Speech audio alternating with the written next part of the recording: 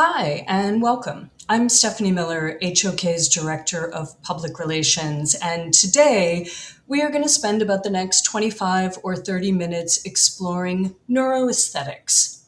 It's the study of how our brains and bodies respond to the spaces around us and what that means for interior design today. So, neuroaesthetics challenges the assumption that physical spaces are neutral backdrops. In reality, they actively shape how we feel, think, and function. Today's conversation builds on HOK Forward, which is our recent research publication that pushes the profession to move from intuition to intention, designing not just for how a space looks, but how they're experienced. So our panelists today are Kay Sargent, who is HOK's Director of Thought Leadership for Interiors and an expert and author on neuroinclusive design. Candon Murphy, who is HOK's Firmwide Material Resource Manager, whose research and insight helped shape this year's HOK Forward. And finally, Kristina Kamenar is our Director of Design Interiors in our Toronto studio, who applies neuroaesthetic principles to her project work. So we encourage everyone who's joining us right now to drop questions and comments into the chat here on LinkedIn, and we will try and incorporate those into the conversation. But let's dive in. So to start with, how do you explain neuroaesthetics in simple terms, and what makes it especially relevant for the interior design profession right now? Kay, how about we start with you? Well, you've heard us talk a lot about neuroinclusion, which is really about creating environments and systems so that people with all types of brain wiring can really participate and thrive in that built environment. But neuroaesthetics is the study of how our brains respond to art and beauty in the built environment. Okay. Taking that a little further, Candon, how do you describe it or characterize it? So, when we talk about our response, our biological response to the environment, we kind of think about that like gut feeling, that immediate feeling that you get when you walk into a space.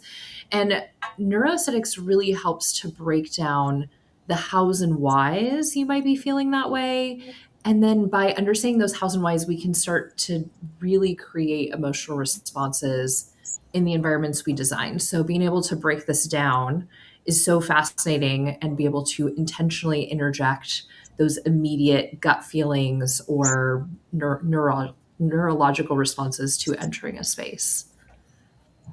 Kristina, anything you want to add on to that? Yeah, I think what we have learned from this and diving into this sort of next field of research is that, design decisions aren't neutral. No design decision is neutral. Our bodies, read a space instantly. And so for us, I think what's changed about how we're approaching space and design with this research is that we're able to now explain why certain environments help us feel calm, focused, overwhelmed. So I think as designers, we can move from, we're using this word like instinct and more to intention, and really leaning into those like evidence-informed decisions that really directly support how people feel and function and experience a space. So you've all pulled on very similar threads that you as designers have always had a sense of what feels right about a space. But now, how does this research through HOK Forward and the research that you have aggregated, how does it build on this idea of instinct? And where does it push you to as designers to be more intentional? Candon, maybe you want to start that one. Yeah, it's really interesting to think about instinctual responses to these things. Why so many of us went to school to study design or art is because we felt like a relationship to those. So I would say it's really validating as a designer to dive into the neuroscience. So that's something that we have done for the last, especially myself personally, the last year, have dove into a lot of books and scientists that are working on this, especially Dr. Anjan Chatterjee, the founding director of Penn Center for Neuroaesthetics. And he defined the neuroarchitecture triad, which is talked about extensively in the HOK Forward research that you can read more about. But this triad defines these kind of three aspects or dimensions that account for how we as humans experience space from this neuroscience viewpoint. And these three things are coherence, fascination, and hominess. And thinking about these terms are really interesting to piece apart what those mean and how to bring them into the space. Kristina or Kay, any other thoughts about this intentional shift? Yeah, I think that, we've always relied on this sense of intuition. And obviously within, being trained as an interior designer, we go back to kind of the elements and principles of design. So I think, again, to Candon's point, it's almost very validating to sort of see this essence of design, or back to basics of design, of principles and elements of design, and how that really gives us the science to validate and sharpen those instincts. So we're able to design with greater precision and impact. So kind of going back. Yeah, and Kristina, I think the other interesting thing here is that, we're kind of moving from sensory and cognitive processing, which we have focused a lot on the last several years and is so important, but to really understand that people have a physiological response when they go into a space, like almost instantly, immediately you have that. And so from a design standpoint, we really need to go from kind of that intuition or gut to really intentionally understanding how those spaces are impacting people, because every single decision that we're making really is a sensory decision, and it's going to impact people, and understanding how that's impacting people is essential for us to create spaces that address that neurological triad that Candon was talking about, that cohesion, that fascination, and that hominess. And one of the core elements to that sensory experience is materiality. So, Candon, You got this, girl. sorry, Yeah. Candon, how do choices around things like texture, translucencies, a color hierarchy, how do those influence how people experience a space? And for our audience, how should designers be thinking about those decisions? Absolutely. It's interesting because I so frequently get asked, if you're a materials specialist, how did you end up doing research on neurology? And it's really because these things go so hand in hand. Materiality can impact the way that a space is perceived so much. I mean, if you're a designer, when you're working on, say, a white box model in some modeling software, the second you start applying even a visual materiality to it, it comes out completely different if you switch something from like soft and fluffy to shiny. But really, when you're first kind of taking this on, you want to really intentionally think about your materiality. First, what is the usage of the space here? And then how do I want people to feel in the space? And you are immediately beginning to push your material selection into a direction. So especially if you look through our HOK Forward, you can start to understand how to interject some of these ideas of biophilia or hominess or fascination in with the materiality, but almost look like check marks in the design process as you start to review these materials for what they could be. Is it a material that's creating a cozy area of respite? You don't want to put, a sharp triangular wall tile up there for someone to lean their head into, right? Some of these things are really kind of ingrained into our psyche, and some of them might need a little bit more care and thought. But as you go deeper into what neuroaesthetics could be, you start to understand what fractal patterns are and what kinds of fractals could be considered more calming, or how to layer lighting in a space in a way that gives an effect of being under a tree canopy, even if you're in a modern space, and not having that, in the like for like, this is a tree canopy, but being able to create that layered light. Or maybe you incorporate some natural wood because you start to study and learn the scientific implications of that humans in the presence of natural wood, because even though you can't smell it, your brain can smell it. You don't understand the smell of it, but your brain understands it, and then it actually drops your cortisol. and heart rate when you're in the presence of natural wood. So this is kind of a layered thing that you can really dive into. So start with these elements and principles and the architecture triad from neuroscience, and then you can start to go deeper and deeper. I love the expression, your brain can smell it. Because it's It true. can. It's totally fascinating. The study of natural wood in space is absolutely fascinating. Even if you can't see it, your brain knows it's there, and it's wild. So we've been speaking pretty conceptually and abstractly. Kristina, could you talk a little bit about what this actually looks like in a real project from the early stages all the way through to the finished space? Yeah, it's important to think about like how do we apply this then as designers to intentionally move this forward into actual practice. But really, it starts like early in concept, not just when we're kind of putting pen to paper and starting to select materials. It's as early as the project starts from our planning phases. We're really starting as early as our project planning and schematic design, and knowing that through that lens, we're not just designing space 2D. It's really about thinking about these concepts in order to think about it in terms of designing for a feeling. So we intentionally use those principles and elements of design to really define those sort of emotional and physiological responses. And I think as an example to kind of show this, we are applying this right now on a current project. We're actually, HOK is designing the Toronto Tempo Performance Center, which is a very exciting project for us and for the City of Toronto and for Canada's first WNBA team. And with that, we really applied this kind of concept and thinking about the design that's really centered on this idea of player well-being and recovery. So we're designing their performance center for these players and really thinking about layering in this idea of neuroaesthetics into space. So we're creating a real spectrum of experiences for them. We're thinking about the kind of the duality of like calm and restorative environments. So for their recovery, meditation, hydrotherapy spaces, we're really using those like softer, neutral palettes. The inclusion of wood was very important in those spaces as well.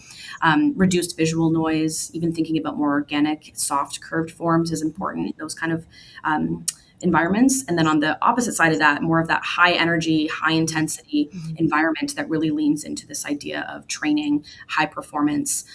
We've leaned into more contrast, playing with scale and height, having materiality really amplify and focus in on that idea of like raising your heartbeat and thinking of this idea of performance. So that's an example of how we've kind of approached that on a current project. Right now it's in design. There's more to come in terms of how that looks and feels.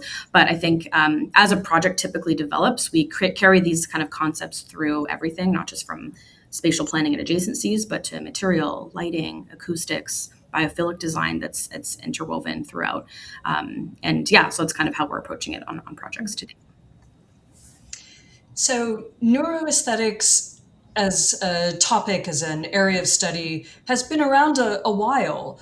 Do you see it now becoming a standard part of the design conversations you're having both in our studios and also with clients? Or is it still something that requires a certain amount of education to get buy-in from participants? Maybe Candon, what's your initial experience?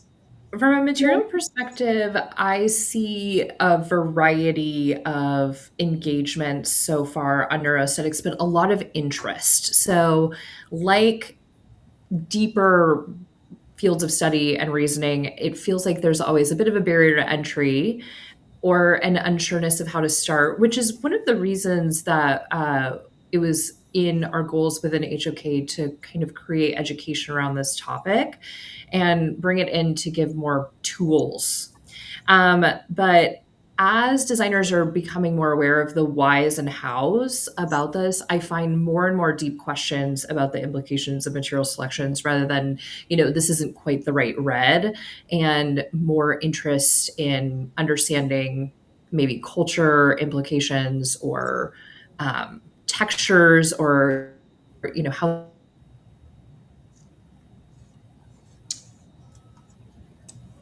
We these lost things Candon. might play Yeah. out. No, you're back. And as just We lost you for a second, girl. will teach others. And this is kind of how design works, For lack of a better word, trending doesn't necessarily mean because it was advertised on Instagram. Sometimes it means a whole bunch of designers that are in a friend group got together and they all decided to kind of latch onto the same ideas. Yeah, so Stephanie, back to your question. I'm going to say that this does require some intentional knowledge and insights, right? Kind of putting a structure around what might have been that intuition. And I think for us, we're really ingraining this into our practice. I think we kind of see this as a paradigm shift. This is really challenging designers to move just kind of beyond that intuition and really embrace a practice that is deeply rooted in empathy, in science, and in social impact. And so we've actually developed kind of the 8 key steps. There's multiple steps, right? You think about it throughout, but really kind of 8 key steps that we've woven into that design process so that we're starting to think about this early on, and it's very intentional about how we approach this. Go ahead, Kristina, looking you're ready to jump in. Kind of carry that through, really developing those 8 key points and kind of mapping those out, which is all included in our research in HOK Forward. But the first being design with intent. So that's really thinking about every space as a biological intervention and shaping how people feel and function. The second is human-centric and neuroinclusive. So really understanding like the full spectrum of sensory and cognitive needs. The third is equity and inclusion. So designing for the most sensitive first and then layer in choice and flexibility on top of that. The fourth is that neuroarchitecture triad. So the balance and coherence, hominess, and the fascination. The fifth is biophilic design. So intentionally connecting people to nature, either directly or indirectly. The sixth is use design elements deliberately. So that's applying those like light, color, texture, and form based on how they affect the brain. The seventh is thoughtful material selection. So really that's thinking about at every touch point, how is there a choice of materials that really supports that user well-being. And then the eighth is psychological safety. So that's really leaning into the importance of creating spaces where people feel secure, oriented, and in control. So it is potentially this big paradigm shift that you talked about, Kay, which may feel somewhat overwhelming for people to think, where do I start with this? What is one small step or small shift that designers can make today to start to create spaces that better support how people feel and function? Who wants to jump in? Candon? Yeah, I would love to come at this from the material perspective as usual. So as you're working through your space, understand what holistically you're doing with the space. So not just thinking about mass and void, devoid of materiality, but understanding how all of these things can fit together. When we create spaces for humans, you get to choose, things for every person, every environment, depending on what kind of space that you're working for. So understand what these things will do. What is the point of them? Why are they there? So by asking the why, then you can start to make these really interesting decisions. Are you going to calm them through some like soft fluff and natural sense? Or are you there to excite them? Like at a nightclub, do you want some neon and sharp edges and reflective elements? Or do you need some kind of combination of those that creates something else or takes them on a journey and offers those options within the space? So understanding first and foremost why will allow you and like what you're trying to achieve with the environment starts to help make those decisions. Yeah. And to build on that, I think there's, a small but powerful shift that designers can then apply and evolve. That is really thinking about prioritizing that like psychological safety through the built environment through 2 ways, through prospect and refuge. So when we think about functioning in a space, cognitively or socially, people need to feel safe. And there's ways that we can do that. So at a basic level, we want to sort of basically like seek positions where we feel like we can see what's happening around us, which is that prospect, without feeling overly exposed or, open, which is that kind of idea of refuge. So in practice, go ahead, Kate. No, go ahead, Kristina. Well, I was saying like the offering of choice of settings allow people to kind of choose that, and then avoiding layouts where, people feel on display, and then they can have options and control in the environments that they inhabit. Yeah, and I was just going to add that context really matters here because the way that people feel is really kind of unique to their specific cultural experiences. It's their history, their personal history, and just kind of how they function as humans. And so, biological responses like those cultural associations, our cognition, those unique characters are really impacting the way that we would perceive a space. And I think we're starting to see that neuroscience is really starting to treat the built environment as a health resource. You spend a lot of time in the spaces that designers are creating. So this isn't a trend. This is a shift from intuition to a practice that is rooted in science, in empathy, and has a huge social impact. Because I think we all kind of agree that we are just no longer designing environments. We're really designing experiences for the body, for the brain, and to really help people flourish. And so, as a design professionals, we need to deeply understand the elements that are impacting us so that we can create fabulous solutions for everyone. That's a great segue into we've been getting a bunch of questions and comments. So let's dive in, a little rapid fire round if you guys are ready. Mhm. First person is asking, tied to your comment, Kay, how does neuroaesthetics fit into designing for well being? Is it one component of wellness design or is it a separate application or consideration? That's really interesting because when we did all of our research around neurodiversity, okay, about 50% of the things that we would recommend were already in the WELL standard, but about 50% of them were not.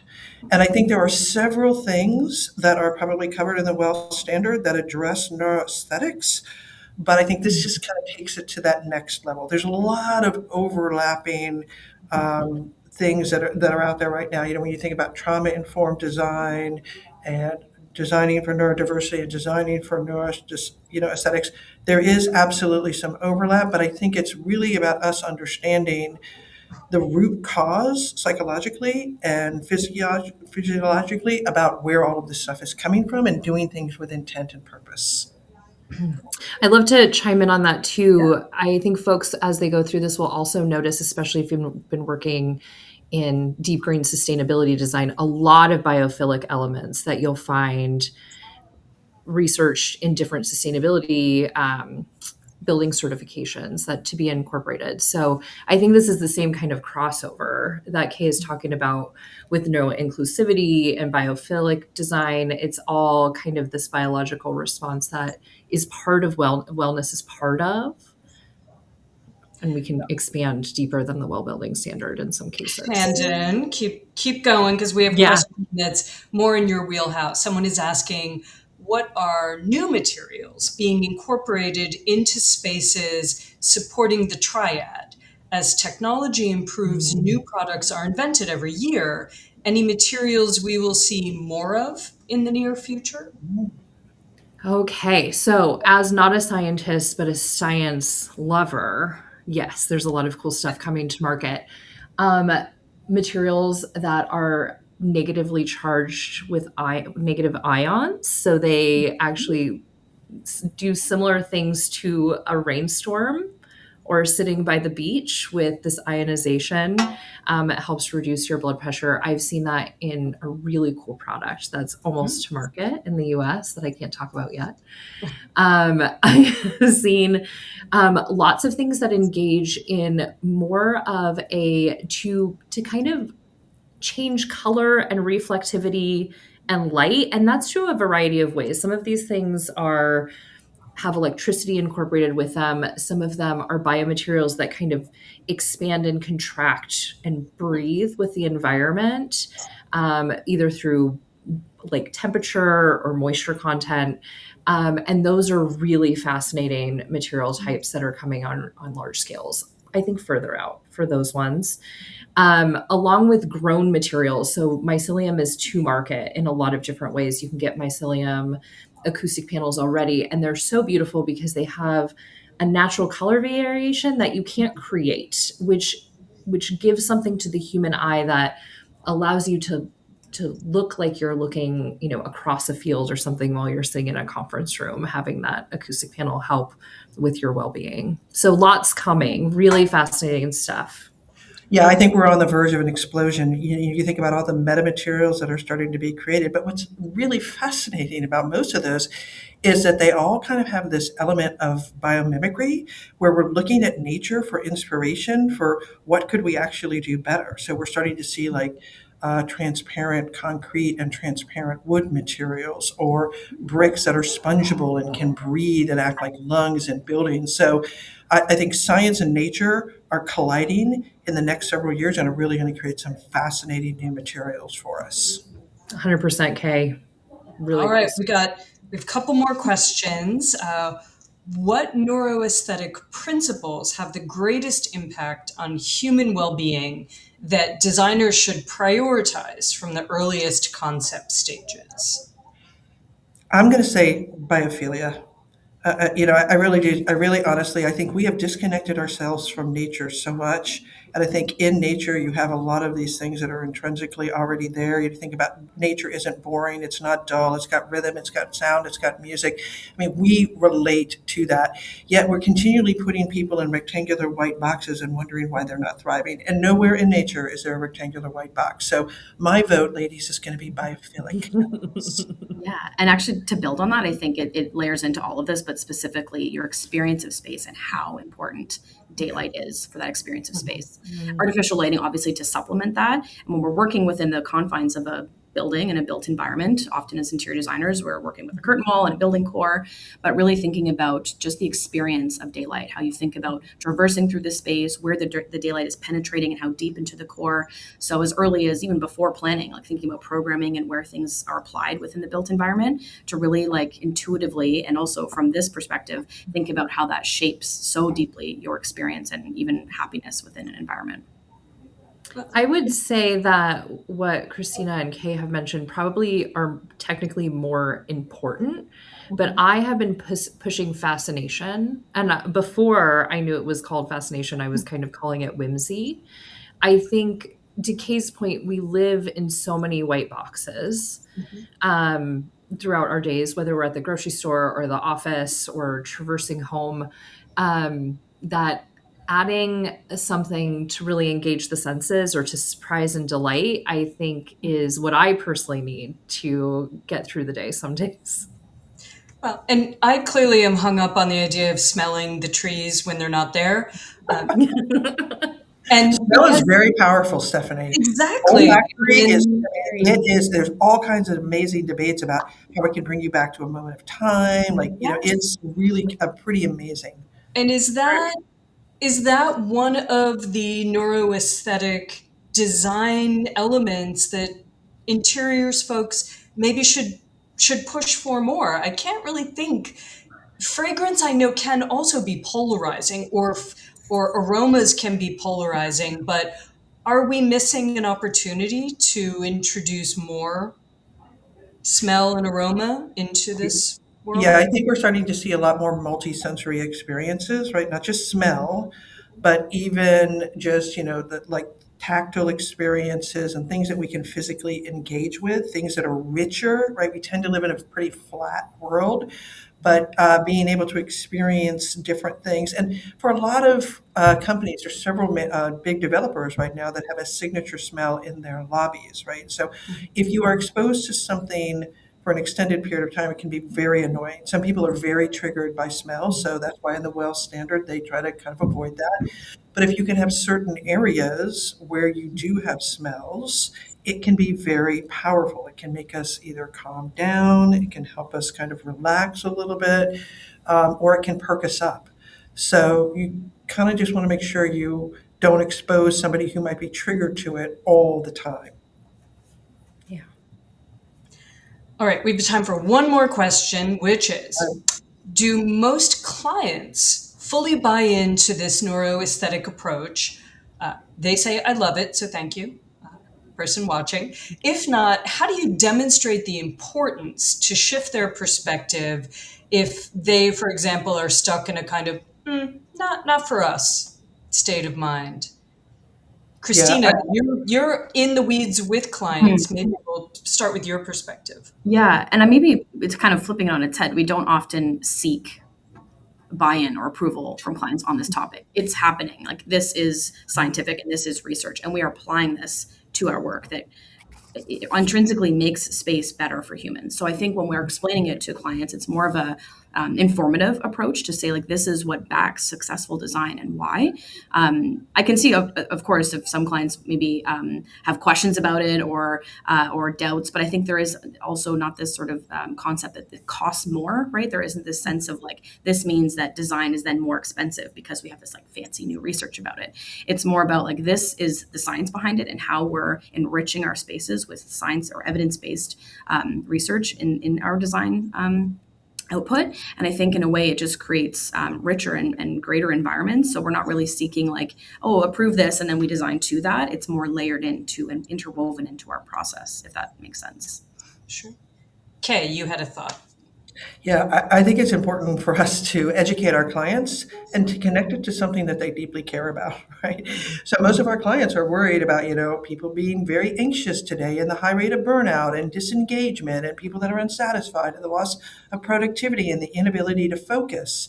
When we can show how a lot of these principles can have a positive impact on us, then it shows that it's going to be better off for your people and for your business to accept these types of things. And it really is not a bridge too far for most people to realize that they actually really do respond well to nature, and being disconnected from that is kind of a challenge. And it's not just about putting a plant in the corner, right? We can do so much more, and the impact can be so much better if we really just kind of lean in a little bit, embrace this. So we always start with education and sharing the information that we have based on all the research that we do to kind of help people understand and take them on that journey. So at the end, they kind of have that aha moment.